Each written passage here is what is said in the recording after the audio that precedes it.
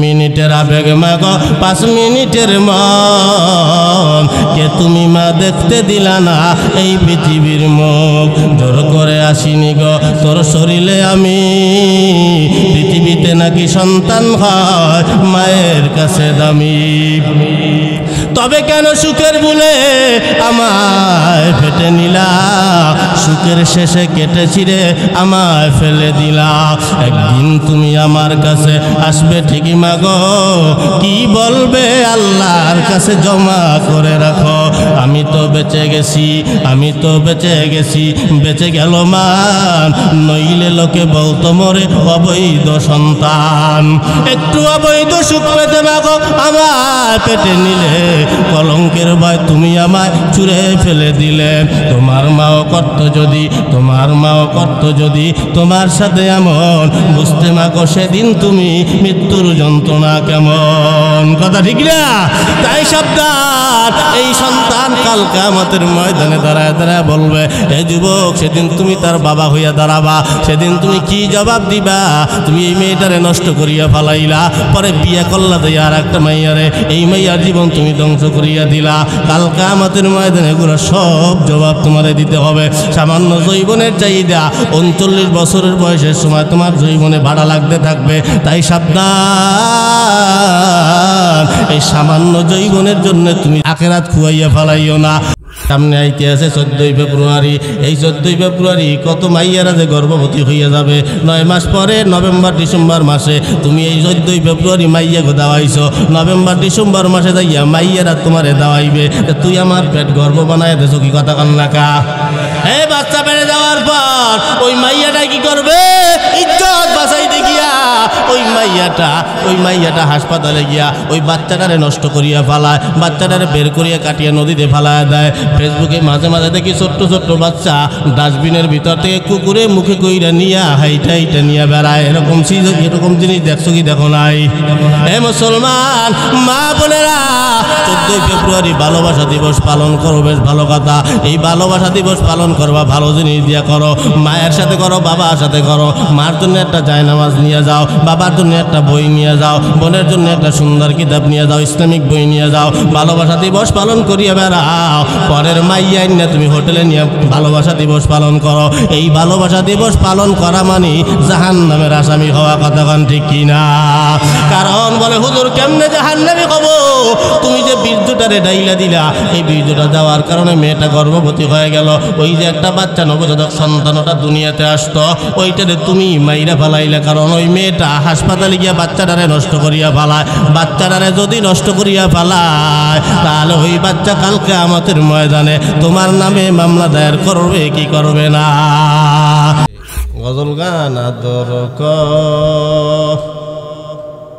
রিয়া মানুষ আল্লাহ বানায়া কেমনে দিবা জাহান্নামে ফালায়া কেমনে দিবা জাহান্নামে ফালায়া সারা জীবনে নেকামল কোনোটাই করেন নাই কিয়ামতের ময়দানে যে যদি এই গজলে টান দেন যে আদর করবে বান্দা বানাইয়ে কেমনে দেবা জাহান্নামে ফালাই এই গজল গাইলে সেদিন কাম হইবে আল্লাহ কইবে তোরে পাঠাইছি আকাম করতে তুই নামাজ কালাম আমার কোনো হুকুম মানো না এখন হয়েছে আদর করবে কেমনে মানুষ জাহান্নামে ফালামো কেমনে ফালামো বুঝো না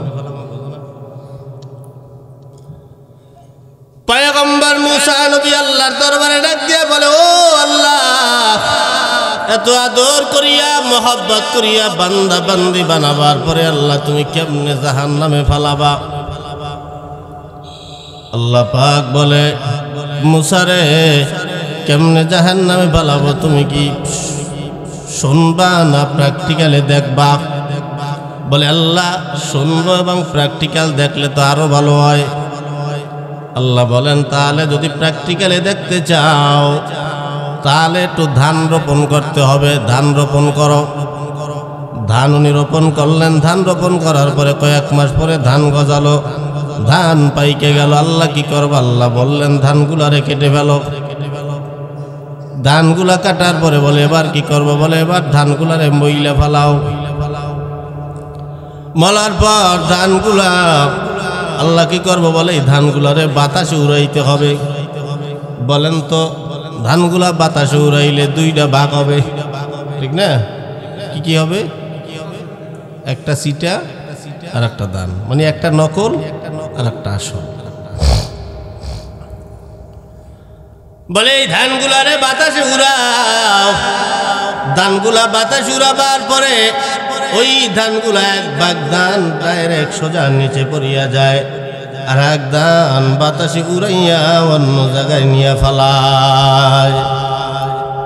এরপর আল্লাহ কি করবো, বলে এই যে ধানগুলা তোমার সোজা পড়ছে এগুলা আসল ধান, এগুলারে পানি দিয়ে গরম দিয়ে আগুন দিয়ে সেদ্ধ করতে হবে।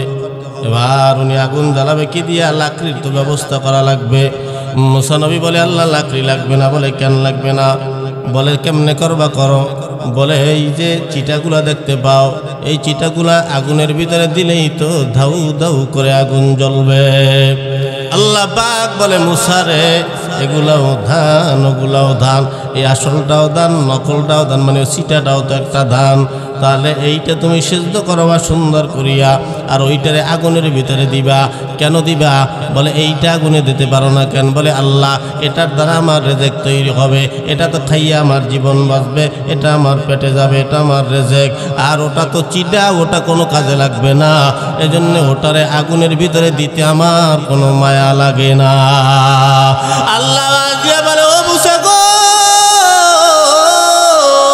আর বুঝানো লাগবে না। বলে আমিও কাল কিয়ামতের ময়দানে এমন একটা ঝাড়া দিব, এক জায়গায় দুইটা সাইড হয়ে যাবে, একদল যাবে বাম পাশে আর একদল যাবে ডান পাশে। যারা বাম পাশে যাবে এরা হবে চিটা, আর যারা ডান পাশে যাবে এরা হবে আসল। আর ওই চিটাগুলা যারা বাম পাশে যাইয়া চিটা হবে, ওই বান্দাগুলারে আমার জাহান্নামের লাকড়ি বানাইয়া জ্বালাইতে কোনো মায়া লাগবে না। ও মুসলমান নবীর উম্মত, এজন্য চিটা হওয়া যাবে না, চিটা হওয়া বড় খারাপ। চিটা হইও না, আসল দান হইয়া কবরে যাইও। যদি আসল না হও, নকল হইয়া যাও, তাহলে কাল কিয়ামতের ময়দানে জাহান্নামের আগুনে জ্বলা লাগবে। আর জাহান্নামের আগুনটারে তুমি যেমন তেমন মনে করিও না। আরে দুনিয়ার আগুনে আঙ্গুল দিয়ে তো রাখা যায়। দুনিয়ার আগুন আমরা দেখছি, আমার নিজের চোখে দেখা বহুত মানুষ দেখছি, বহুত যুবকদেরকে দেখছি মেয়েদের সাথে প্রেম করিয়া সেকা খাওয়ার পরে সিগারেট টাইনা টাইনা এই জায়গায় আগুন দইরা পুইরা ফেলাইছে। এরকম দেখছেন আপনারা? সিগারেট লাগাইয়া পুড়িয়ে ফেলাইছে। তাই আগুন তো আগুন না, আগুন তো আর আগুন না। জাহান্নামের আগুনটারে 3000 বছর জাল দেওয়ার পরে কেমন হয়েছে জানেন? আরে দুনিয়ার আগুন জ্বালাইলে তো অন্ধকারে আলো তৈরি হয়, আর জাহান্নামের আগুনে কিন্তু কোনো আলো নাই। বলে জাহান্নামের আগুনটা কেমন? বলে জাহান্নামের আগুনটা 3000 বছর পরে জাল দেওয়ার পরে এক প্রকার সাদা হয়ে গেছে, লাল হয়েছে, এরপরে গিয়ে এমনটা অন্ধকার, মানে আমাবস্যার রাতে কি আর অন্ধকার, জাহান্নামের আগুনের থেকে বেশি অন্ধকার। আপনি ঢুকবেন জাহান্নামে, পড়ার পরে আপনি যে কোনো দিকে দৌড় মারবেন আলো দেইকা, সেই ব্যবস্থা জাহান্নামের ভিতরে নাই। ওই জাহান্নামে একবার পড়লে আপনি যেদিকে তাকাবেন সেদিকে অন্ধকার, সেদিকে কোনো আলো আপনি পাবেন না। আপনি আবার জাহান্নামের ব্যবস্থা কি জানেন? বলে আপনি জাহান্নামের আযাব সহ্য করতে না পাইরা, আর আপনার একটা দেহ, আপনার এই দেহটা তো এরকম ছোট, 3.5 হাতের বডি থাকবে না। বলে কেমন থাকবে? বলে আপনার শরীরের ভিতরে একটা তিল হবে, ওই তিলটা হবে উহুদ পাহাড়ের সমান। যদি একটা তিল হয় উহুদ পাহাড়ের সমান, বলেন তো আপনার দেহটা হবে কিসের সমান? দেহটা কিস সমান হইবে? যদি উহুদ পাহাড়ের সমান শরীরে একটা তিল হয়। তিল চেনেন তো? তিল কয় না তিলে কয়? তিলিয়া। আমরাও তিলিয়া কই। তিল হলো আর কি ভালোবাসা। এই একটা তিলা হবে উহুদ পাহাড়ের সমান। মুসলমান আমরা দেখছি যাদের টিউমার হয়, ঢাকা সেদিন ঢোকার পরে দেখলাম একটা লোকের এই জায়গায় একটা টিউমার এই পর্যন্ত ঝুলিয়ে পড়ছে, মানে হাঁটতে বড় কষ্ট হয়। কারো যদি পেটের উপরে এইরকম ফুটবলের মতো একটা টিউমার হয়, হাঁটতে কি সুবিধা হয়? হ্যাঁ, একটু কষ্ট হয় না? তা আপনার দেহের ভিতরে যদি উহুদ পাহাড়ের মতো তিল একটা হয়, এরকমই একটা তিল তো আর আল্লাহ দেবে না, কয়টা তিল দিয়ে তোমারে বসা করায় রাখবে, তুমি যে দৌড়াবা, দৌড়ানোর কোনো ব্যবস্থা জাহান্নামে থাকবে না। তারপরে হামাগুড় দিয়ে আযাব সহ্য করতে না পাইরা যখনই তুমি দৌড় মারবা, ওই জাহান্নামের ভিতরেই আবার ছোট ছোট গর্ত আছে। এই গর্তগুলা কি পুকুরের মতো ছোট ছোট বলে না, বলে এক একটা গর্ত কত বিশাল বড় হবে। ওই গর্তের ভিতরে আপনি যখন পলায়ন করার জন্য দৌড় মারবেন, ওই গর্তের ভিতরে গিয়ে আপনি পড়বেন। ওই গর্ত আবার খালি না, বলে ওই গর্তের ভিতরে সাপ আছে, বিচ্ছু আছে, বলে এক একটা যাবে কামড় দিলে ওই বিষের প্রতিক্রিয়া থাকবে 40 বছর করিয়া। ওখান থেকে বিষের বিষের জ্বালা সহ্য করতে না পাইরা ওইটা যখনই আবার দৌড় মারবেন, কত দূর যাওয়ার পরে আবার আর একটা কুয়ার ভিতরে পড়বেন। ওই কুয়ার ভিতরে আবার বিচ্ছু থাকবে, জাহান্নামের বিচ্ছু। ওই বিচ্ছুগুলো আপনারে আবার আক্রমণ করবে, আপনারে আবার কামড় দিবে, আপনার ভিতরে বিষ ঢালিয়া দেবে, বিষ প্রয়োগ করবে, আপনি সহ্য করতে পারবেন না। এইভাবে যত দিকে যত রকমের দৌড়াবেন, কোনোভাবেই জাহান্নাম থেকে বাঁচবার উপায় আপনার থাকবে না। ও মুসলমান, এই জন্য বাজান আল্লাহ পাক দুনিয়াতে আমাদেরকে পাঠাবার পরে আল্লাহ বলে ফারিকুম ফিল জান্নাহ ফারিকুম ফিস সাঈর। আমি আল্লাহ দুইটা পথ বান্দাবান্দি তোমাদেরকে বলে দিলাম, একটা ভালো আর একটা খারাপ, একটা আল্লাহর রাস্তা আর একটা শয়তানের রাস্তা, একটা ভালো রাস্তা একটা খারাপ রাস্তা, একটা ডান দিকের রাস্তা আর একটা বাম দিকের রাস্তা। বান্দা ডান দিকের রাস্তা তাদেরকে সোজা জান্নাত, আর বাম দিকের রাস্তা হলো জাহান্নাম। এখন তুমি যদি ডান দিকে দিয়ে জান্নাতে যাও, এতে আল্লাহর কোনো লাভ লোকসান নাই। আর যদি বাম দিকে দৌড়াইয়া তুমি এত বুঝা শোনার পরেও যদি জাহান্নামে গিয়ে পড়ো, এতেও আল্লাহর কোনো লাভ লস নাই। তোমার লাভ, তোমার ক্ষতি, সব কিছু তোমার। আল্লাহ জাহান্নামে দেওয়ার পর তুমি আল্লাহর কিয়ামতের ময়দানে আদালতে দাঁড়াইয়া আল্লাহরে বলবা, আল্লাহ আমি তো নেকামল করছি, নামাজ কালাম পড়ছি, আল্লাহ আমি তো জাহান্নামী না, আমি তো জান্নাতি, আমার নেকগুলো কোথায়? ও মুসলমান, আল্লাহ পাক বলবে কোথায় গেছে আমি তো জানি না, তুমি দুনিয়ার সব পারছো, আমি আল্লাহর কাম তুমি করো নাই। বলবে আল্লাহ শয়তানের ফেরে পড়িয়া করছি, শয়তানের ভুলে করিয়া ফেলাইছি। ইবলিস শয়তান সামনে গিয়া দাঁড়ায় বলবে, আল্লাহ ওরে জিজ্ঞেস করো আমারে কোনোদিন দেখছে কিনা। আল্লাহ বলবে, ইবলিস বলবে, আল্লাহ লোকটা বলবে যে না আল্লাহ আমি তো তারে দেখি নাই। ইবলিস বলবে, হুজুর আল্লাহ আপনার সামনে দাঁড়াইয়েই তো মিথ্যা কথা কয়। আর যদি বলেন আল্লাহ আমি বুঝি নাই, আমার দ্বারা হয়ে গেছে, আল্লাহ আর করবো না। আল্লাহ যদি জিজ্ঞেস করে বিয়ে করছো, বলে হ্যাঁ। বাচ্চা কাচ্চা কয়টা? বলে 10-12টা হয়েছে। বলে বিয়ে কইরা বাচ্চা কাচ্চা হয়েছো কেমনে, এগুলো বুঝছো কেমনে?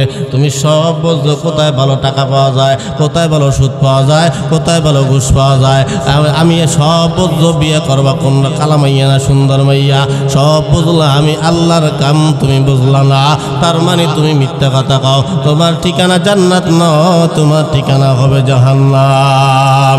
ও মুসলমান নবীর উম্মত, এই দুনিয়াটা জান্নাত জাহান্নামের একটা উদাহরণ।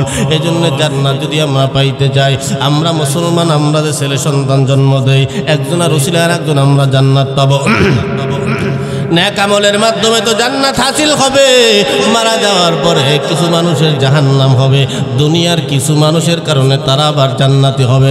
বলে কেমনে? বলে আমি মারা যাব, আমি জাহান্নামী হয়ে গেছি, আমার ছেলে কোরআনের হাফেজ, আমার ছেলেটা মাদ্রাসায় পড়া বলো আলেম হইছে, আমার ছেলেটা আমার কবরের পাশে দাঁড়াইয়া সূরা ইয়াসিন তেলাওয়াত করছে, আমার আল্লাহ আমারে মাফ কইরা জান্নাত দিয়ে দিছে। আমার ছেলে মারা যাবে, বাবার কারণে ছেলে মাফ পাবে, ছেলের কারণে বাবা মাফ পাবে, দাদার কারণে নাতি মাপ পাবে, নাতির কারণে দাদায় মাপ পাবে, নানার কারণে নাতি মাপ পাবে, নাতির কারণে নানায় মাপ পাবে। ও মুসলমান, মার কারণে সন্তান মাপ পাবে, সন্তানের কারণে মা মাপ পাবে। আমার মা বাইচা নাই, 2015 সালে আমার মা বিদায় নিয়ে চলে গেছে। আমি তখন প্রফেশনাল বক্তা না, কিন্তু মা আমার দোয়া কইরে গেছে। একটা দোয়া করছিল বাবা, মাঝে মাঝে গেলেই মাথায় হাত বুলাইয়া দোয়া করতো বাবা। দেলোয়ার সাইদি তো জেলখানায় ছিল, এখন তো দুনিয়াতেই নাই। ওই সময় তার ভালো একটা নাম ছিল, আমরা তখন ছোট। মা আমার মাথায় হাত বুলাইয়া বলতো, বাবা আমি দেখতে চাই আমার সন্তানরা দেলোয়ার সাইদির মতো তামাম দুনিয়া ঘুরে ঘুরে কালেমার দাওয়াত গুলা দিবে। আল্লাহ পাক আজকে তাকে দুনিয়ায় রাখে নাই, তার কবরখানা আল্লাহ জান্নাতের বাগিচায় ভরপুর করে দিন। সকলে বলি আমিন। এ মুসলমান, মুসলমান, ওই দিন মার দোয়া কবুল হয়ে গেছে। মা আমার বিদায় নিয়ে চলে গেছে। দুনিয়ার সবাই আমারে দেখতে পায়, আমার এলাকার মানুষ আমারে দেখতে পায়, আমার বাড়ির মানুষ আমারে দেখতে পায়, কিন্তু আমার মন ভরে না। আমার মায়ের যদি আমি একটু দেখাইতে পারতাম, আমার দিলটা ভরে যাইত। যাওয়া হয় না বাড়িতে, মাঝে মাঝে প্রোগ্রামের খাতিরে যদিও বাড়ি যায়, আমি আমার মার কবরের পাশে দাঁড়াইয়া সূরা ইয়াসিন খানা তেলাওয়াত কইরা আমল নামায় সওয়াবটুকুন পাঠাইয়া দেয়। হে মুসলমান, আমার মাকে আমি জাহান্নামের আগুনে জ্বলতে দিব না। তুমি তো রব্বির হামহুমা কামা রব্বায়ানি সগীরাই বলতে পারো না। তোমার মা বাবার কি অবস্থা হবে? কি বলবো আপনার কবরের পাশে দাঁড়াইয়া? আপনারা মুরব্বী যারা আছেন, আমি বলি না যে খালি মাদ্রাসায় পড়াইলেই ভালো হয়, আবার স্কুলে পড়াইলেই খালি খারাপ হয়, এটাও আমি বলি না। মাদ্রাসায় তবে আমরা মুসলমান, তালাবুল ইলমি ফারিদাতুন আলা কুল্লি মুসলিম, আমরা মুসলমান জাত। আমাদের ধর্মে যে শিক্ষাটা আছে, আমাদের সবথেকে ধর্মীয় শিক্ষা যে কোরআন, এই তলবে দিনী ইলম শিক্ষা করা প্রত্যেক মুসলমান নরনারীর উপরে ফরজে আইন। এই দিনী ইলম শিক্ষা দেওয়ার পরে আপনি স্কুলে পড়ান, কলেজে পড়ান, যেথায় মন চায় তেথায় পড়ান না কেন, উকিল ব্যারিস্টার জজ এমপি মন্ত্রী যা মনে চায় তাই বানান, তবে কারণটা কি বলে, এই কোরআন যদি ওর ভিতরে থাকে, ও কোনোদিন নাস্তিক মুরতাদ হবে না। কথা ঠিক না? আপনার কবরের পাশে দাঁড়াইয়া দোয়া করবে, আল্লাহর আদালতে গিয়া আল্লাহর সাথে ঝগড়া করবে, আল্লাহ আমার মাকে জাহান্নামে দিতে পারবা না। এই জন্য এই যে মাদ্রাসাগুলো আপনাদের জন্য করা হয়, অনেক জায়গায় দেখি, গতকালকে মাহফিল করছি আপনার খুলনা, ও জায়গায় যাওয়ার পরে বলছে হুজুর আমাদের এলাকার কিছু মানুষ মাদ্রাসার বিরোধিতা করিয়া বেড়ায়, খালি কয় আমরা নাকি ব্যবসা করিয়া বেড়াই। মাদ্রাসা যদি ব্যবসার জন্য হয়, আমিও মাদ্রাসা চালাই, চলেন আমার মাদ্রাসায়। যেই ব্যক্তি মাদ্রাসার বিরোধিতা করেন, যদি বলেন হুজুর আপনি ব্যবসা করেন মাদ্রাসা নিয়ে, আমি একটা মাস মাদ্রাসা চালাই, আমার 5 থেকে 10 লক্ষ টাকা খরচ হয়ে যায়, আপনি মাত্র একটা মাস মাদ্রাসাটা চালাইয়া দেখান, টাকাটা কোথার থেকে আসে? আরো 4-5 জন হুজুর যারা আছে, এদের 2 মাস 3 মাস 5 মাস করে বেতন বন্ধ। যদি ব্যবসায়ী করে থাকতাম, তাহলে তাদের বেতনটা বাকি কেন থাকবে? কি কথা ঠিক না? বেতন বাকি থাকবে কে? এই যে ছেলেটা কত সুন্দর ইংরেজিতে বললো, বাংলায় বললো, মাদ্রাসায় এত বাংলা অঙ্ক ইংরেজি পড়াই না, নইলে আমরা হিসাব করে কি দিয়ে? বাংলা অঙ্ক ইংরেজি তো আমরাও পারি না, এমন কোনো কথা না। হুজুররাও বহুত হুজুর আছে ইংলিশে টকিং করে, টকিং অনর্গল কথা বলে, বিভিন্ন ভাষায় কথা বলে। সবার দ্বারা তো সব যোগ্যতা হয় না। স্কুলে পড়ে কি সবাই মাস্টারি করতে পারে? সবাই কি অঙ্কের মাস্টার হয়? সবাই কি ইংরেজির মাস্টার হয়? সবাই কি বিজ্ঞানের মাস্টার হয়?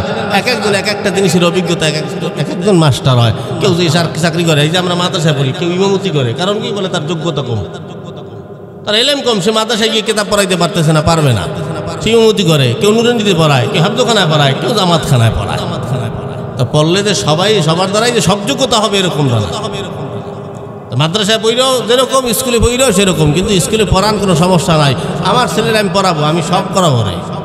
বাংলা লাইনও যত পড়াতে সব পড়াবো, আল্লাহ যদি বাঁচায় রাখে, যদি হায়াত দিয়ে রাখে, মাদ্রাসাও সব পড়াবো, কোনোটা যেন কোনো দিক দিয়ে কমতি না থাকে, সব পড়াবো। আল্লাহ যদি বেরেন্দ্র দোয়া করি ওর জন্যে, আল্লাহ যেন ওরে অনেক উপর পর্যন্ত উঠেই দেয়। আপনাদের ছেলে সন্তান যেগুলো আছে, মাদ্রাসাতে এই উপকারগুলো পাবেন, বুঝলেন? মাদ্রাসায় যারা পড়ে, কত এতিম ছাত্ররা পড়ে, কত গরিব মিসকিনরা পড়ে, বোর্ডিংয়ে টাকা দিতে পারে না, কে দেয়? আমরা মাগনা পড়াই, যে পড়েন, পড়ান, সমস্যা নাই, টাকা দেওয়া লাগবে না। এই যে একটা ইহসান, এই যে একটা দয়া, কারা করে? হুজুর আপনারা তো মাদ্রাসায় দেন না, বোঝেন, আমরা দিনে দেয় কারা? তোমাকে তাইয়ে ঠেললে চাইয়ে করে নিতে হয়, এরপরে আগে তো দেও না, না চাইলে কেউ দেয়? এই সত্য কথা কন, আপনারা কেউ আসেন এখানে? হুজুর আমার দ্বারা কোনো ভিখারি আসে নাই, কিন্তু আমি ভিখারির বাড়ি যাইয়ে 2 কেজি চাল দিয়েছি, আসেন 2-1 জন? মহিলা ইয়ে চায়, তারপরে দেন। আমরাও আপনার দ্বারা চাই, কারণ কি কওমি মাদ্রাসাটা কোনো সরকারি অনুদানে চলে না, চলে কিতে বলে চোখের পানি, তার জনগণের টাকা। এই যে বড় বড় হাটাদারি মাদ্রাসা, চরমনে মাদ্রাসাগুলো দেখতে পান, চলে কিতে টনকে টন চাল লাগে প্রতিদিন। কোথায় দিয়ে আসে? চাউল নাই বোর্ডিং, রাতের গভীরে সব হুজুর নাই, 2-1 জন হুজুর থাকে। কথা আছে না, একজনে কামাই করে 10 জনে খায়, 10 জনে কামাই করে 1 জনে খায়। মাদ্রাসা ওই রকম চলে। কিরকম? বলে রাত 3টার সময় খাস কামরার ভিতরে, দুনিয়ার কেউ জানে না।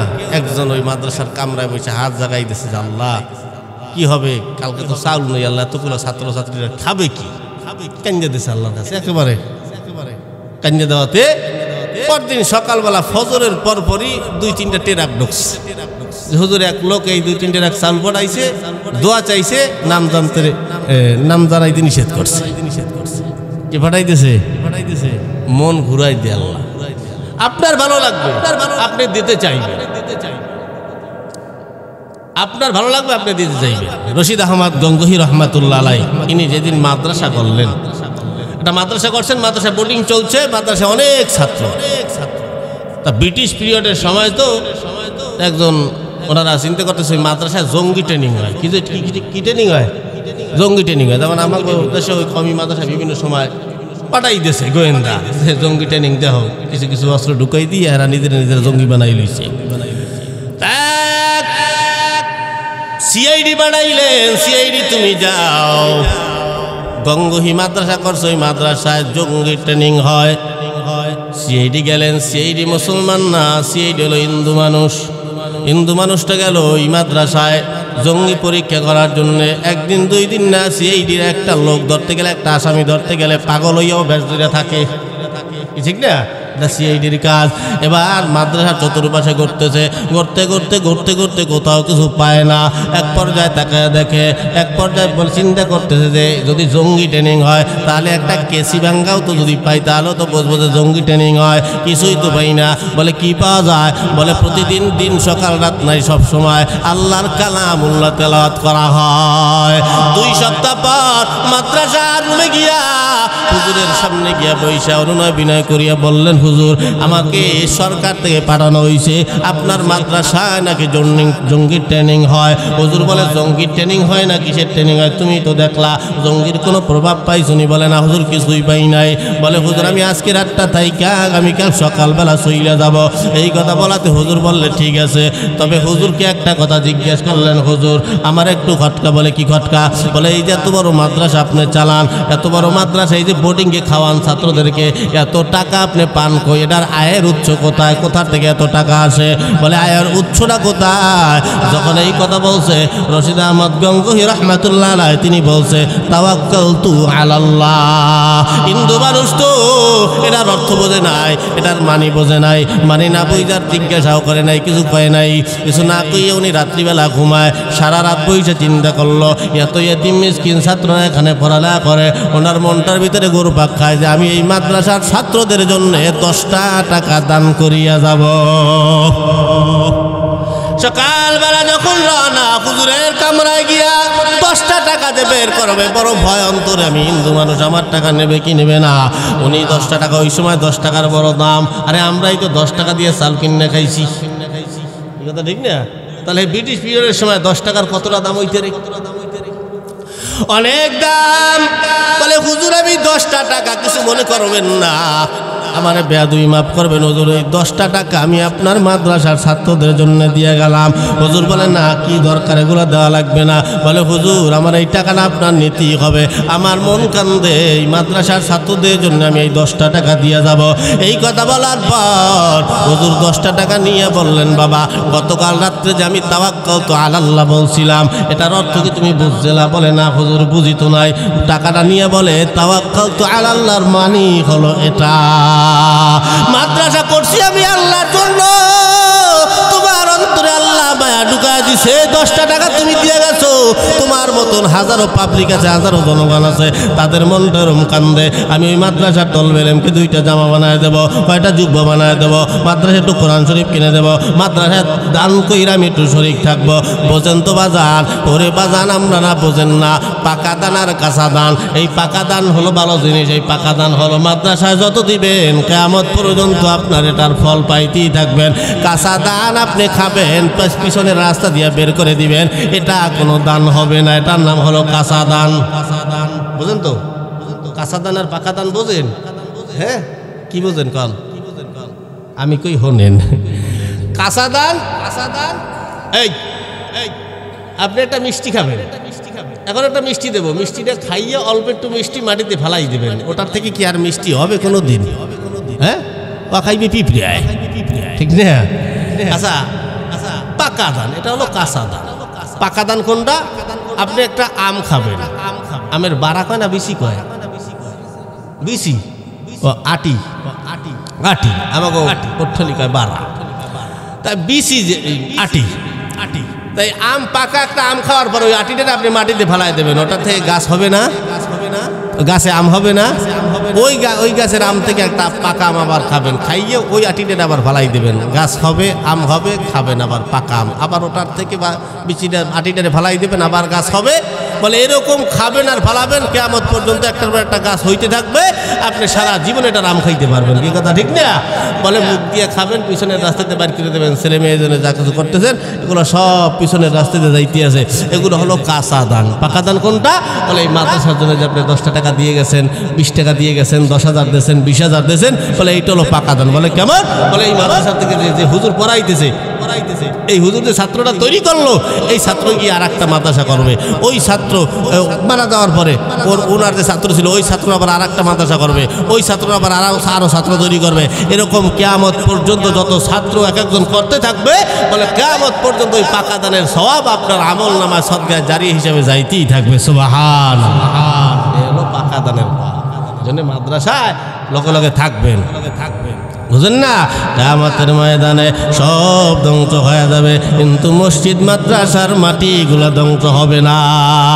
আপনি যদি 500 টাকা দিয়ে একটা সিমেন্ট দিয়ে থাকেন, এই সিমেন্টের 500 টাকা গিয়ে দাঁড়াবে আল্লাহ এই বান্দারে কোন গুনার কারণে জাহান্নামে দাও আমি জানি না, তবে আমি এই 500 টাকা ওই মাদ্রাসায় দিয়েছিল হুজুরের বয়ান শুই না আল্লাহ, ওই 500 টাকা দিয়েছি আল্লাহ, আমি সিমেন্টের কাজে লাগছি, আমি ভালো কাজে লাগছি আল্লাহ, এই বান্দারে কোন গুনার কারণে জাহান্নামে দাও জানি না, তবে আমি এই 500 টাকার সিমেন্ট এই বান্দাকে জাহান্নামে যাইতে দেব না। এই জন্য বলছি বাজার মাদ্রাসা পড়াইলে লাভ। ও মুসলমান নবীর উম্মত, বর্তমানে স্কুল কলেজে তো কি পড়াইতেছে তো টের পাইতে আছেন, মাইয়া পোলাগো সব একজাস্ট বানাই ফেলাইতে আছে, কেউ শরীফ থেকে শরীফ হয়ে যাইতে আছে, কেউ মাসুম থেকে মাসুম হয়ে যাইতে আছে, কেউ আব্দুল করিম থেকে কারিম হয়ে যাইতে আছে। কথা কন্যাকা, হ্যাঁ হ্যাঁ, কি যেন টেরানজেন্টার, এর অর্থ কি? এত বুঝি না। টেরানজেন্টার মোর মনে করে টেরাম পেন না, কি টেরাম জানো?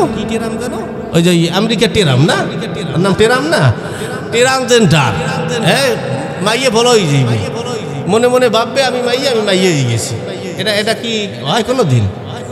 আমি এখন আমি আমার মাইয়ে মনে করলাম আমি মাইয়ে হয়ে গেছি। হ্যাঁ, কথা কন না, কষ্ট হইতে আছে। হ্যাঁ, কথা কইলে ডক লাগে না কোনো মানুষেরই, ঠিক না? গরম ভাতে বিল ওই বেজার, উচিত কথায় মা ওই বেজার, কথা আছে না? হ্যাঁ, আল্লাহ। এই আপনার বাড়িতে কোনো মেহমান বেড়াইতে যদি আয়, বাড়িতে কোনো স্থান নাই, বরিশালের বাসায় এক বাড়িতে মেহমান বেড়াইতে এসে আর একজন বেশি হয়ে গেছেন, ওই বাড়ির যে ছেলেটা জুয়ান তাজা একটা ছেলে আছে, ও যে পাশের বাড়ির চাচারে কইতে, চাচা আমার বাসায় তো মেহমান পড়ে গেছে, জায়গা নাই, আপনার বাসায় কি একটু জায়গা টাকা হইবে, শোন টোন যাইবে কিনা? বাজান আমার বাসায় তো জায়গা নাই, তবে আমার ওই বড় মাইয়া যেটা আছে, সে না একটা মাইয়া আছে, ওই মাইয়ের যে রুমে ঘুমায় ওই রুমটা খালি ফাঁকা আছে, ওই মাইয়েরা তো ওখানে ঘুমায়। হ্যাঁ, তা তোমার তার জায়গা দেওয়া যায় না, মাইয়াটার তার তোমার শোয়ান যায় না। ওই বলা কইতেছে, চাচা আমি এখন নিজের হইয়েই মনে করতে আসি, আমার হইতে পারেন তো। আচ্ছা, এই যদি কেউ ওই বেড়াই কি ওই পোলারে কোনোদিন হইতে দেবে ওই মাইয়ের দ্বারে? পল্লা ফালাই দেবে না? কে শরীফ হয়ে গেছে তো, উনি তো শরীফ হয়ে গেছে, ফাইজলামির জায়গা পান। কয়েকদিন আগে বাইরে এসে বুড়ো বেটারা স্কুলে লাফাইয়া ব্যাংক কেমনে লাফায় সেইয়ে দেখায়। আমি বুড়ো হয়ে গেছি, আমি সাইকেল চালাই সেই 1961 সালে। হ্যাঁ, এই এখন আমার সাইকেল চালায় না হিয়ায়। বুড়ো মানুষ যদি এরকম লাফায় ব্যাংকের মতো, এই কি দেহার মতো? কন্ত ফাইজলামির একটা লিমিট থাকে, শিক্ষা দিকে লিমিট করে, কাজে লাগবে। আমরা কইয়ে যাই, আপনাকে ভালো লাগে না কি? আপনাকে ছেলে মেয়েগুলো পড়ানো খানে। আল্লাহ পাক মাফ করেন, সকলে বলি আমিন আমিন। তো বোঝার চেষ্টা করবেন সব জিনিসগুলো, খালি উতাসে সব করিয়ে ফেলাইয়েন না, চিন্তা ভাবনা করিয়ে। কি আপনি কে ল্যাংটা আইছেন, আবার ল্যাংটা যাবেন, যখন আসছেন তখন আপনি কথা বলতে পারেন নাই, আবার যখন যাবেন তখনও কথা বলতে পারবেন না। যখন আপনি আসছেন তখন আপনি কোনো কাজ নিজের হাত দিয়ে করতে পারেন নাই, নিজে করতে পারেন নাই, আবার যখন যাবেন তখনও কোনো কাজ নিজে করতে পারবেন না। যখন আপনি আসছেন তাকবীর দিছে আপনার দুই কানে, আবার যখন যাবেন আপনারে তাকবীর দিয়ে মাটির কবরে রাখা হবে। কি কান কথা ঠিক কিনা? এজন্য ছেলে সন্তানের কারণে যদি আপনার নাজাত না হয়, এই সন্তান দিয়ে দুনিয়ায় কোনো লাভ নাই। এমন একটা সন্তান গইরা থিয়া যাও যেই সন্তান তুমি মরার পরে কবরের পাশে দাঁড়াইয়া আল্লাহর আদালতে দুইটা হাত বাড়াইয়া কানবে। ও মুসলমান, এই জন্য বর্তমানের মানুষ যারা আমরা আছি, আমরা সত্য কথা বলতে বড় ভয় পাই। কারণ আগের মানুষ সত্য কথা কইতো একমাত্র আল্লাহকে রাজি খুশি করার জন্যে, আর এখন বর্তমানে মানুষ সত্য কথা কয় না, জেলখানায় যাওয়ার ভয় কথা কন্যাকা, জেলখানায় যাওয়ার ভয় কথা কয় না। আর বাচ্চা কাচ্চাও শিখে খালি মিথ্যে কথা, কি মিথ্যে কথা শিখায় না? আগে মানুষ এগুলো শিখাইতো যে সত্য বলবা, ভালো পথে চলবা, সৎ পথে চলবা, এগুলো শিক্ষা দেয়।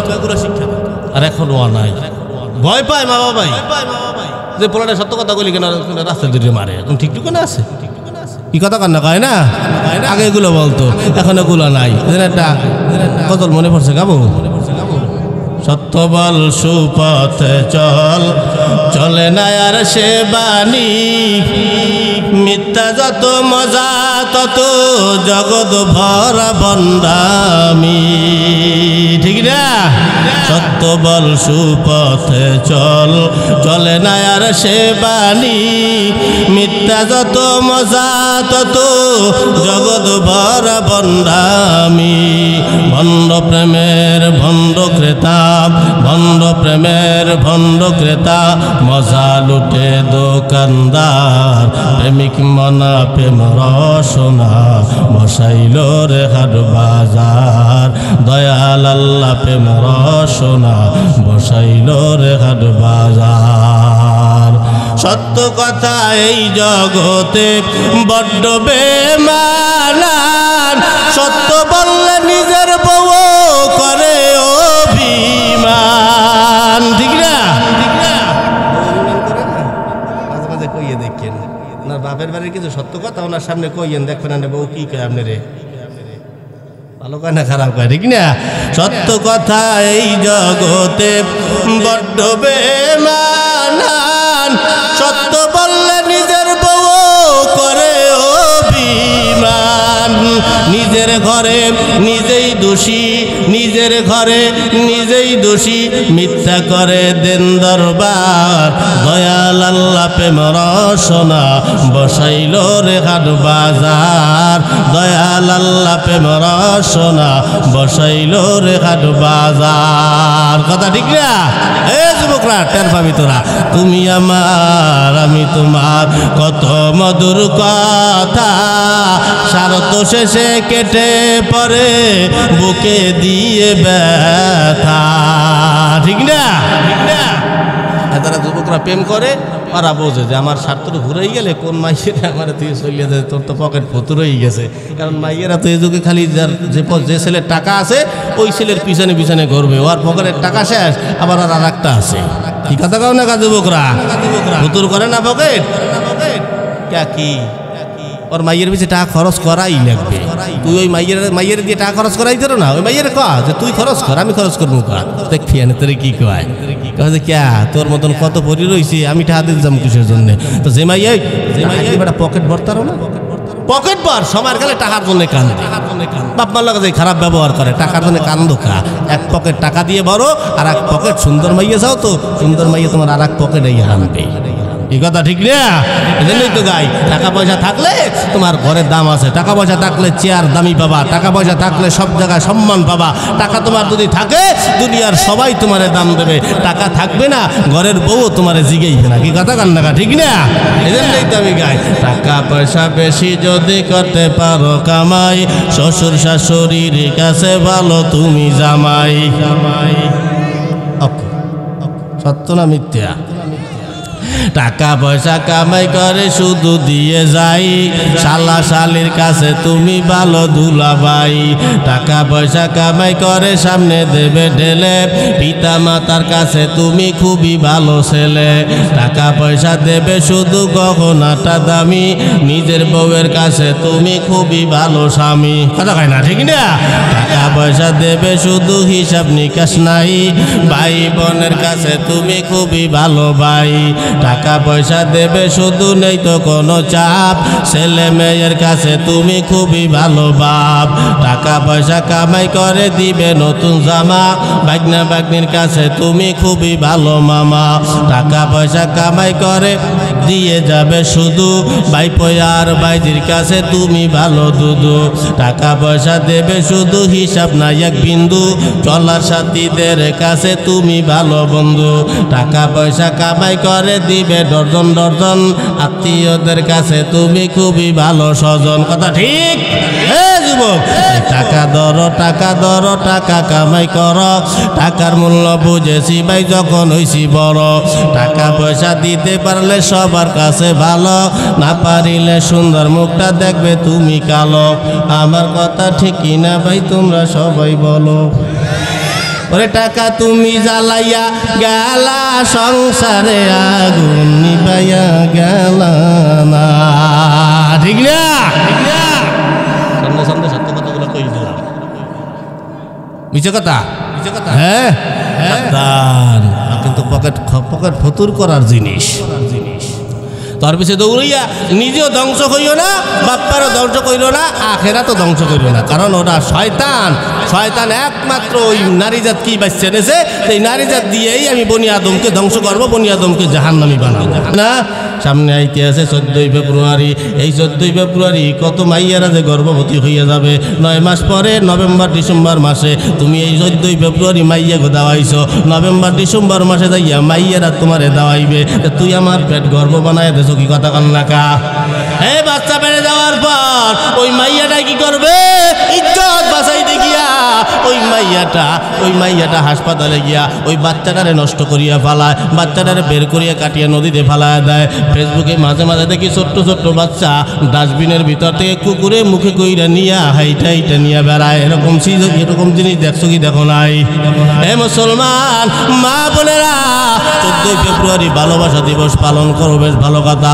এই ভালোবাসা দিবস পালন করবা ভালো জিনিস দিয়া করো, মায়ের সাথে করো, বাবার সাথে করো। মার জন্য একটা জায়নামাজ নিয়ে যাও, বাবার জন্য একটা বই নিয়ে যাও, বোনের জন্য একটা সুন্দর কিতাব নিয়ে যাও, ইসলামিক বই নিয়ে যাও। ভালোবাসা দিবস পালন করিয়া বেড়াও। পরের মাইয়া না তুমি হোটেলে নিয়ে ভালোবাসা দিবস পালন করো। এই ভালোবাসা দিবস পালন করা মানে জাহান্নামের আসামি হওয়া, কথা কান ঠিক কিনা? কারণ বলে হুজুর কেমনে জাহান্নামী হব? তুমি যে বীর্যটারে ডাইলা দিলা, এই বীর্যটা দেওয়ার কারণে মেয়েটা গর্ভবতী হয়ে গেল। ওই যে একটা বাচ্চা নবজাতক সন্তানটা দুনিয়াতে আসতো, ওইটারে তুমি মাইরা ফেলাইলে। কারণ ওই মেয়েটা হাসপাতালে গিয়া বাচ্চাটারে নষ্ট করিয়া ফেলায়। বাচ্চাটারে যদি নষ্ট করিয়া ফেলায়, তাহলে ওই বাচ্চা কালকে আমাদের ময়দানে তোমার নামে মামলা দায়ের করবে কি করবে না? 10 মিনিটের আবেগ মাগো 5 মিনিটের মন, কে তুমি মা দেখতে দিলা না এই পৃথিবীর মুখ। জোর করে আসিনি গো তোর শরীরে আমি, পৃথিবীতে নাকি সন্তান হয় মায়ের কাছে দামি। তবে কেন সুখের ভুলে আমায় ফেটে নিলা, সুখের শেষে কেটে ছিঁড়ে আমায় ফেলে দিলা। একদিন তুমি আমার কাছে আসবে ঠিকই মাগো, কি বলবে আল্লাহর কাছে জমা করে রাখো। আমি তো বেঁচে গেছি, আমি তো বেঁচে গেছি, বেঁচে গেল মান, নইলে লোকে বলতো মোরে অবৈধ সন্তান। একটু অবৈধ সুখ পেতে মাগো আমায় পেটে নিলে, কলঙ্কের ভয় তুমি আমায় ছুঁড়ে ফেলে দিলে। তোমার মাও করত যদি, তোমার মাও করত যদি তোমার সাথে এমন, বুঝতে মাগো সেদিন তুমি মৃত্যুর যন্ত্রণা কেমন। কথা ঠিক না? তাই সাবধান, এই সন্তান কোরআন কাল কিয়ামতের ময়দানে দাঁড়ায় দাঁড়ায় বলবে, হে যুবক, সেদিন তুমি তার বাবা হইয়া দাঁড়াবা, সেদিন তুমি কি জবাব দিবা? তুমি এই মেয়েটারে নষ্ট করিয়া ফালাইলা, পরে বিয়ে করলা তো আর একটা মাইয়ারে, এই মাইয়ার জীবন তুমি ধ্বংস করিয়া দিলা। কাল কিয়ামতের ময়দানে এগুলো সব জবাব তোমারে দিতে হবে। সামান্য যৌবনের চাহিদা, 39 বছরের বয়সের সময় তোমার যৌবনে ভাড়া লাগতে থাকবে। তাই সাবধান, এই সামান্য যৌবনের জন্য তুমি দুনিয়া আখেরাত খুয়াইয়া ফেলাইও না। আখেরাতের চিন্তা করিও। আজকে দুনিয়ার লোভে পড়িয়া তুমি কত কিছুই না কইরা বেড়াও। আজকে দুনিয়ার মায়ায় পড়িয়া আল্লাহ বুইলা গেলা, নবী বুইলা গেলা, রাসূল বুইলা গেলা, মা বাবারও বুইলা গেলা। মা বাবারও অনেক সন্তান মানে না, মা বাবার সাথেও তুই তারই ব্যবহার করে যাইয়া। টাকা দিতে না পারলে বাপ মার সাথে তুই তারই ব্যবহার করে। খাওয়াইতে পারবি না, দিতে পারবি না, তাহলে জন্ম দিছিলি কা? জীবন ধ্বংস করিও না ও যুবক। এই জিন্দেগি কই দিনের জিন্দেগি? বেশি দিনের? হ্যাঁ, অল্প দিনে শেষ হয়ে যাবে। এই যে দেখেন কালো দাড়িগুলা 2 দিন পর সাদা হয়ে যায়। এটা কিন্তু চিন্তা করেন, মুরব্বীরা চিন্তা করেন। ওকে, আয়নার সামনে খাড়াইয়া যে আমার দাড়িতে কালা আছে, সাদা হয়ে গেলে কেমনে, কিভাবে সাদা হইল? আমার চামড়াটা কত টাইট ছিল, দোতরা দিয়ে গেছে। জিন্দেগি শেষ, কয়দিনের জিন্দেগি? জিন্দেগি তোর যায় রে ফাঁকি দিয়া, আরে সোনার দম। জিন্দেগি তোর যায় ফাঁকি দিয়া, জিন্দেগি তোর যায় রে ফাঁকি দিয়া, সোনার আদম। জিন্দেগি তোর যায় ফাঁকি দিয়া। ও আদম রে, পাক দরিয়া গেছে দাড়ি, দন্ত আছে গোটা চারি, আজরাইল সামান জারি গিয়াছে করিয়ার সোনার আদম। জিন্দেগি তোর যায় ফাঁকি দিয়া, জিন্দেগি তোর যায় রে ফাঁকি দিয়া, রে সোনার যুবক। জিন্দেগি তোর যায় ফাঁকি দিয়া। কথা ঠিক না?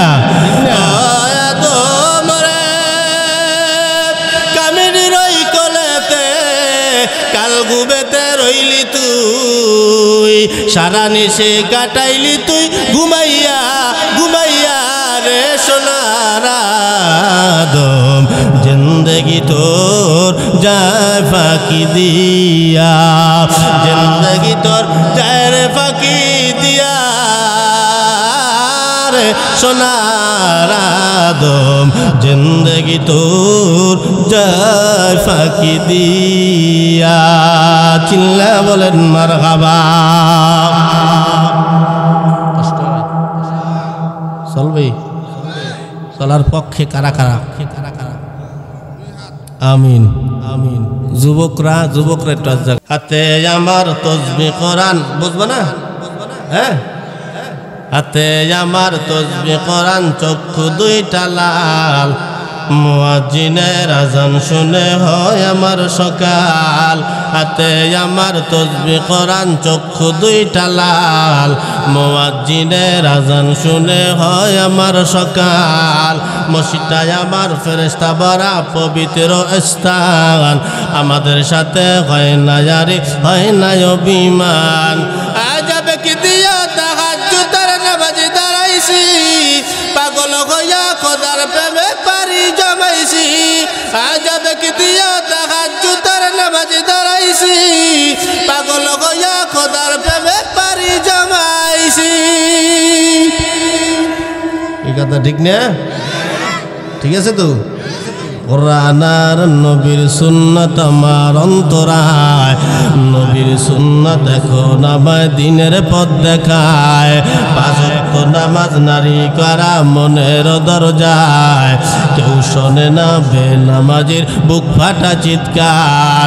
আজাবে কি দিয়া তাহাজ্জুদের নামাজ পাগল হইয়া খোদার প্রেমে পারি জমাইছি অনেক নেশা কইরা দেখছি কোনো মজা নাই তোমার নেশার মাঝে প্রভু শান্তি খুঁজা পাই চাই না আমি দালান কোঠা চাই না বাড়ি ঘর তোমার কাছে আপন সারা হই না যেন পর আজাবে কি দিয়া তাহাজ্জুদের নামাজ দাঁড়াইছি পাগল হইয়া খোদার প্রেমে পারি জমাইছি আজাবে কি দিয়া তাহাজ্জুদের নামাজ দাঁড়াইছি পাগল হইয়া খোদার প্রেমে পারি জমাইছি খারাপ ভালো কথা কইছি না তোরা ইয়ে বানাবি মোরা ইয়ে বানাবো কথা ঠিক না তোমরা কইবে গান অন্তে যাবো কি লিগে এই করে তো গজলই আছে ঠিক না তাই আমরা গজল শুনবো কি কি পারবা না যুবকরা না গান শুনবা কানের পর্দা ফাটিয়ে যাইবি এককালে আডায় না আল্লাহ জানেন খালি মায়া করতে আছে যদি ওই আগের উম্মতে কোনান গুনাহ করার পরে ওনার শাস্তিটা সঙ্গে সঙ্গে দেওয়ার অনুমতি থাকতো তাহলে আমরা সেকেন্ডে যে গুনাহগুলো করি ওর আমরা বাঁচতে থাকতে পারতাম না কি কথা কন না ঠিক না এক একজন উন্দুর বান্দর কিছু এগুলো হয়ে যাইতাম থাকতাম না ঠিক মতো তো সাবধান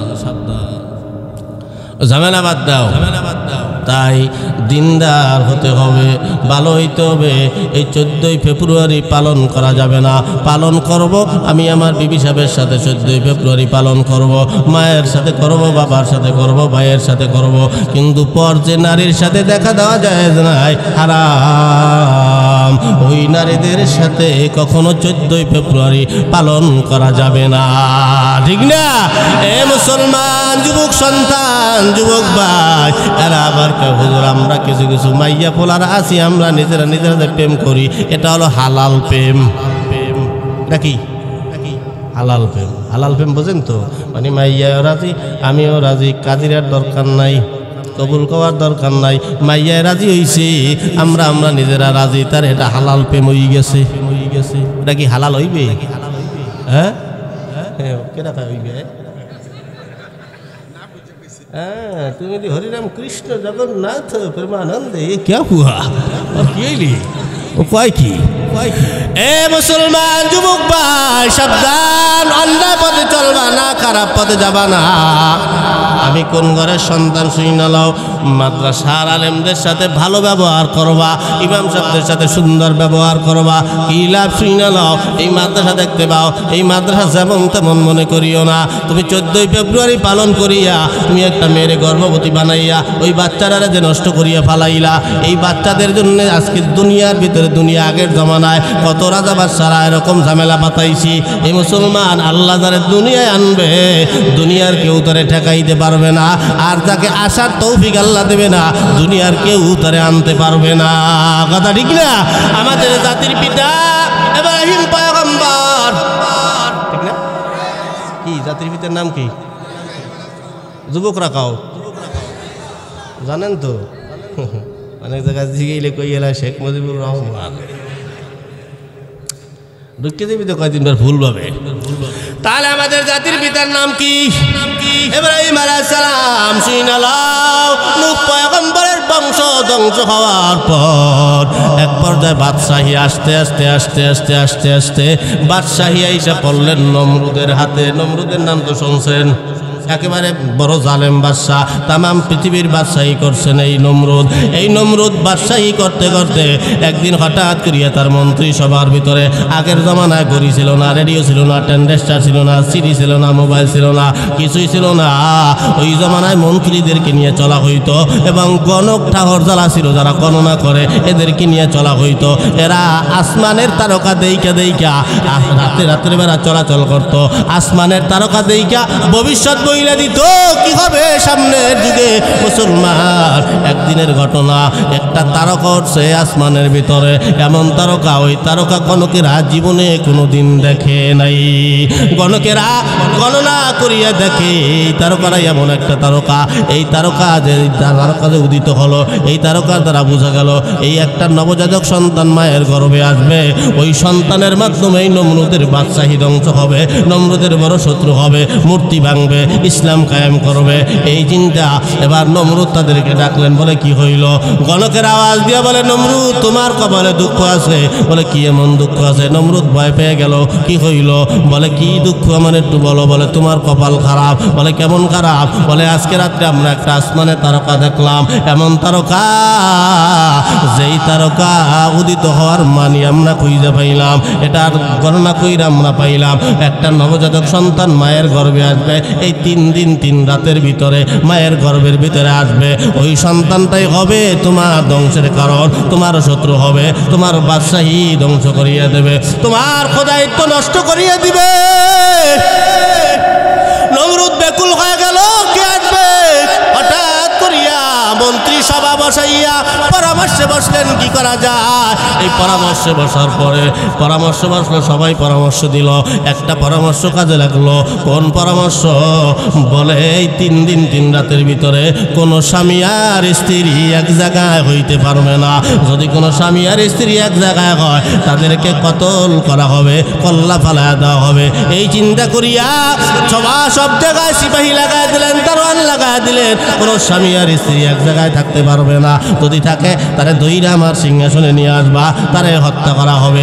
এই ভয় কেউ স্বামী আর স্ত্রী এক জায়গায় থাকে নাই। তবে শুই না লাও, ওই নমরুদের ডাইন হাত বাবা ছিল আমাদের জাতির পিতা ইব্রাহিম নবীর আব্বা, নাম হলো তার আজর কুমার, আর একটা নাম আছে তার তারেক। কি নাম? তারেক। তবে আজর কুমার আমরা ভালো চিনি, ঠিক না? তারেক নাম জানেন? আজর কুমার রে ভালো চিনি। এই আজর কুমার ছিল নমরুদের ডান হাত আর বাম হাত। এই সবসময় উনি নমরুদের পাশেই থাকতেন। কোনো বুদ্ধি পরামর্শ যদি লাগতো তাহলে নমরুদ তার কাছে জিজ্ঞাসা করত। কেমন বুদ্ধি ছিল তার মাথায়, এ মুসলমান। এরপর একদিনের ঘটনা, 2 দিন কেটে গেল, 3 দিনের মাথায় ওই নমরুদ সিংহাসনে বসা, তার সিংহাসনে খাস রুমের ভিতরে, খাস কামরার ভিতরে বৈশা রইছে। তার পিছনে দাঁড়ায় আছে 2 হাতে 2টা লাঠি ঠেঙ্গা লইয়া, আলো লইয়া, বাতি লইয়া দাঁড়ায় রইছে আজর কুমার, মানে জাতির পিতার আব্বা। দাঁড়ায় থাকার পর কি করা যায়?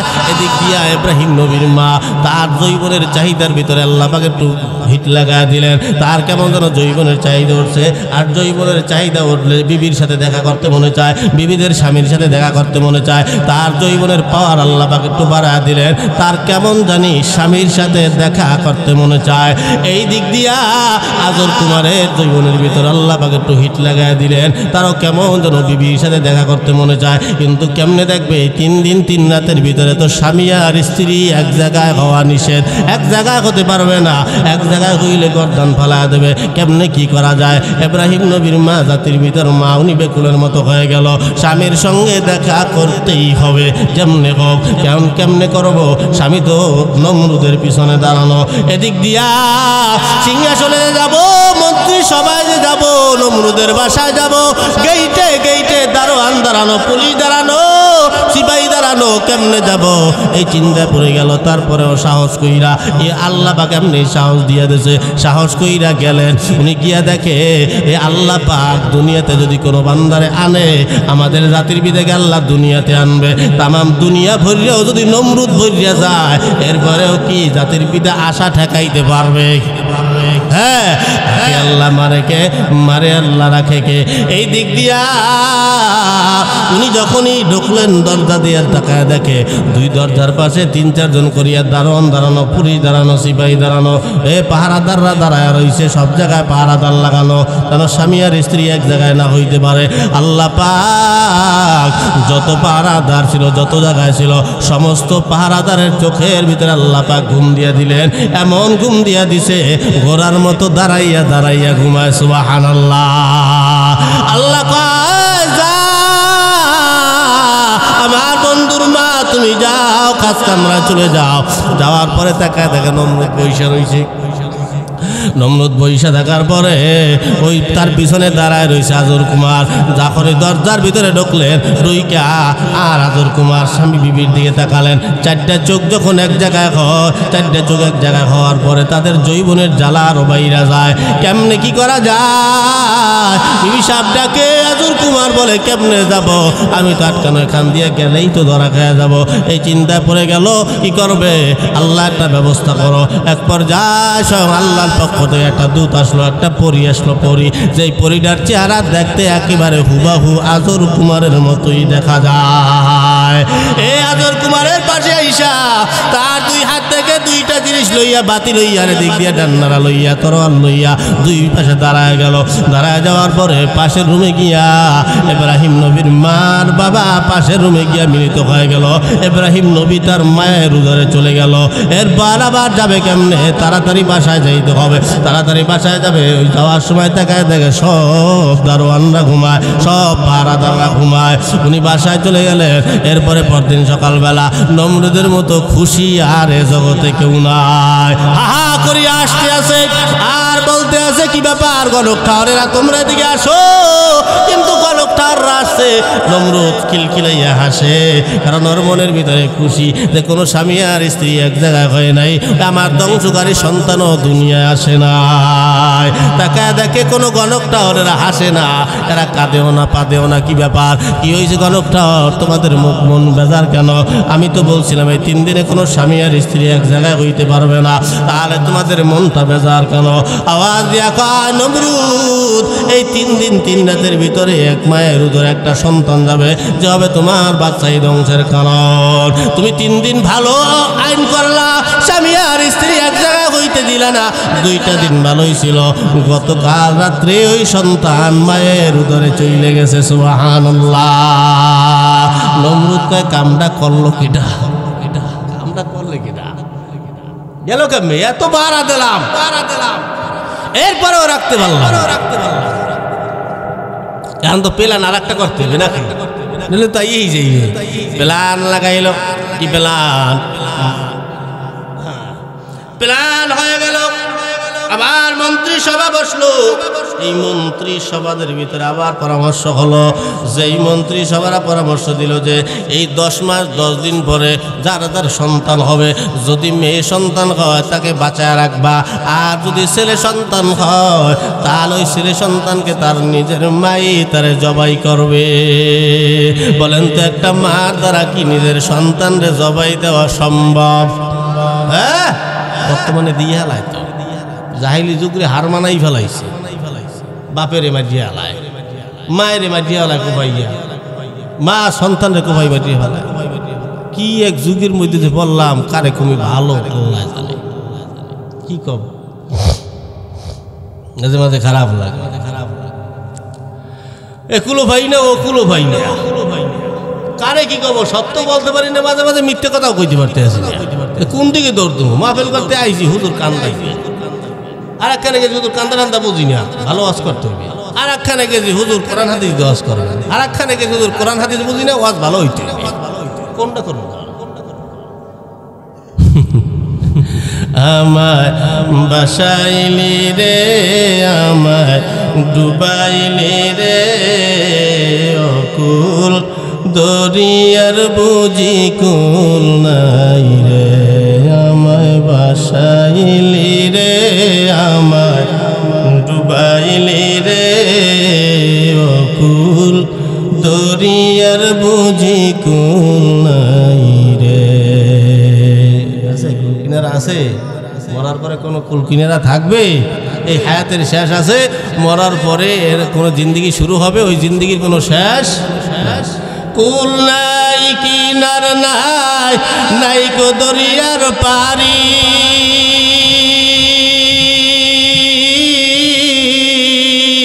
কুল নাই কিনার নাই, নাই কো দরিয়ার পারি। সাবধানে চালাইও গো মাঝি, সাবধানে চালাইও গো মাঝি, আমার বাঙা তরি রে, অকুল দরিয়ার বুঝি কুল নাই রে। আমায় ভাসাইলি রে আমায় ডুবাইলি রে অকুল দরিয়ার বুঝি কুল নাই রে অকুল দরিয়ার বুঝি কুল নাই রে ঘড়ি চালাইতে আছো না ঘড়ি মরে গেলে আর কুল কিনারা পাবা না কোন দিকে দৌড় দেবা তাই দুনিয়াতে নেক আমল করিয়া বিদায় নাও নেক আমল করলে কি লাভ হয় দেখেন কিভাবে কি করা যায় আমি তো গরিব ঘরের ছেলে আমার এখনো বাড়িঘর নাই তৈরি করতে পারিনি এখন বাপ মা গরিব হলে ওই সন্তানটার উপরে উঠতে একটু কষ্ট হয় যত টাকা পয়সা কামাক আর বাবার থাকলে ওই সন্তানের চিন্তা থাকে না না থাকলে তার উপরে উঠতে কষ্ট মাদ্রাসায় যাব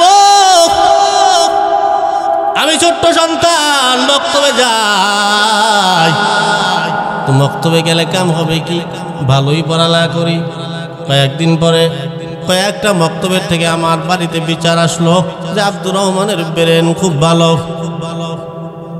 আমার বাড়ির পাশে আমার মায়ের বুঝান বুঝান বলে ডাকতো তারা 5টা ভাই এক ভাই একদিন সকালবেলা করতে করতে গেল মায়ের মায়ের পান দিল তারে পান খাইতে স্যার বলতেছে যে বুঝান আব্দুর রহমানের ব্রেন ভালো তারে মাদ্রাসায় ঢুকাও আমার মা 2টা চোখের পানি চাইরা দিছে চোখের পানি চাইরা কান্দে আর বলে বাব্বা ওরে যে মাদ্রাসায় পড়াবো টাকা পাবো কোথায় ওই আমার মামা যান উনি ডাক দিয়া বলে যে বুঝান আপনি চিন্তা করবেন না ওর জন্য লাগে আমরা পুরো এলাকা ধরে টাকা উঠাবো আমি যেদিন দাওরা পরীক্ষা দেই ওই দিনও 6টা ঈদগার ময়দান থেকে আমার জন্য টাকা উঠানো হয় ও মুসলমান তাদের জন্য দোয়া করিস না আমি মাঝে মাঝে বাড়িতে যাইতাম খানা আনতে আমার বাড়িতে গিয়ে আমি খানা পাইতাম না ও মুসলমান একদিনের ঘটনা সব দিনের ঘটনা কিন্তু এক হয় না একদিন বাড়ি গেলাম যাওয়ার পরে তাকায় দেখি আমার মা বইসা রইছে মাথায় হাত দিয়া বসা আমি আমার মায়ের কান্দে হাত দিয়ে ছোট মানুষ তো কান্দে হাত দিয়ে বললাম মা আমি তো আসছি এই কথা বলাতে মা আমার ডাক দিয়া বলে আমার দিকে তাকাইছে আমি দেখি আমার মা 2টা চোখ বেয়ে পানিগুলা পরে আমার সহ্য হইল না বড় কষ্ট লাগলো আমি আমার মায়ের জিজ্ঞাসা করলাম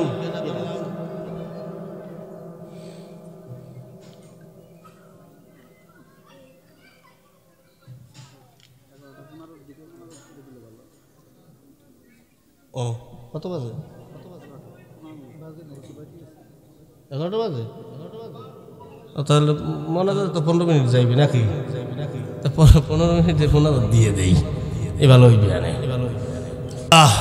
তাহলে যেগুলো বলতে চাইছিলাম সংক্ষেপে একটু বলিয়া যায় আমার কাহিনী বলার আর সময় নেই তাহলে বলছিলাম একটা সন্তান যদি মাদ্রাসায় পড়ে আপনার ভালো আলেম তৈরি হয় এই সন্তানের কি লাভ শোনেন এক এলাকায় 2 সন্তান ঝগড়া বাজছে বলে মাদ্রাসার তলবে এলেম এক সন্তান বাবা মারা যাওয়ার পরে সন্তানকে স্বপ্ন যুগে দেখাইতেছে বাবা আমার কবরের ভিতরে বড় আযাব হয় তুমি একটু ব্যবস্থা করো সন্তান স্বপ্নে দেখার পরে তার মাথা ঠিক নাই সন্তান দৌড়ে গেলেন হুজুরদের কাছে হুজুরদেরকে আনলেন হুজুর বাবার জন্য একটু দোয়া করান বাবার জন্য দোয়া করলো আবার স্বপ্নে দেখায় আযাব বন্ধ হয় নাই ডাকলেন আনলেন তার বাবার কবরের পাশে আইসা সে জায়গায় দোয়া করানোর পরে কোরআন তেলাওয়াত করাবার পরে ওখানেও মোনাজাত করলেন কিন্তু আবার স্বপ্নে দেখায় কবরের আযাব মাফ হয় নাই কি করা যায় সন্তানটা বেকুলের মতো হয়ে গেল দান সদকা কম করলো না একদিনের ঘটনা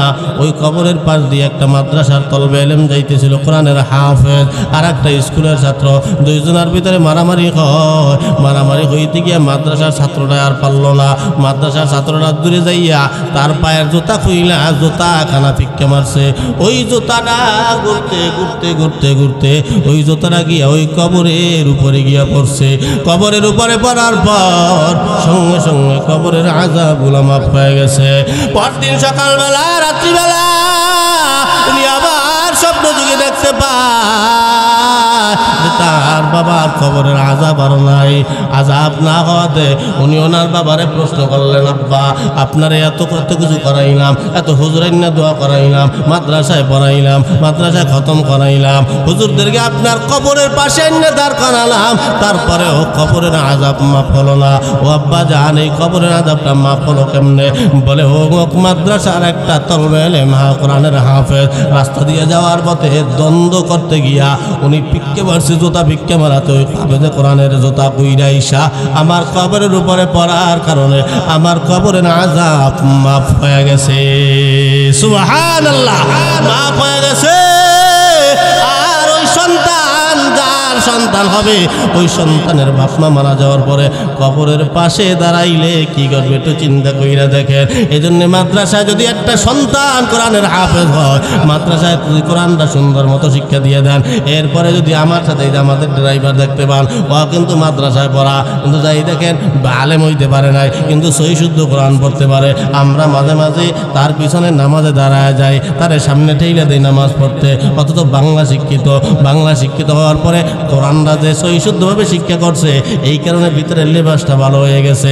যত টাকাই কামাক না কেন, যত কিছুই হোক না কেন, তোমার কবরের পাশে দাঁড়াইয়া অন্তত সহি শুদ্ধভাবে কোরআন তেলাওয়াত করতে পারবে। এই জন্য একটা সন্তান, হুজুর সন্তান বড় হয়ে গেছে, নাতি যদি থাকে ওই নাতিটারে আলেম বানাইও, নাতিরে আলেম বানাইতে পারো না, পুতিরে আলেম বানাইও। বংশের ভিতরে যদি একটা আলেম থাকিয়া যায়, ওই বংশ তৈরা জান্নাতে নেওয়ার অধিকার আল্লাহ আলেম রে দিয়া দিতে পারে।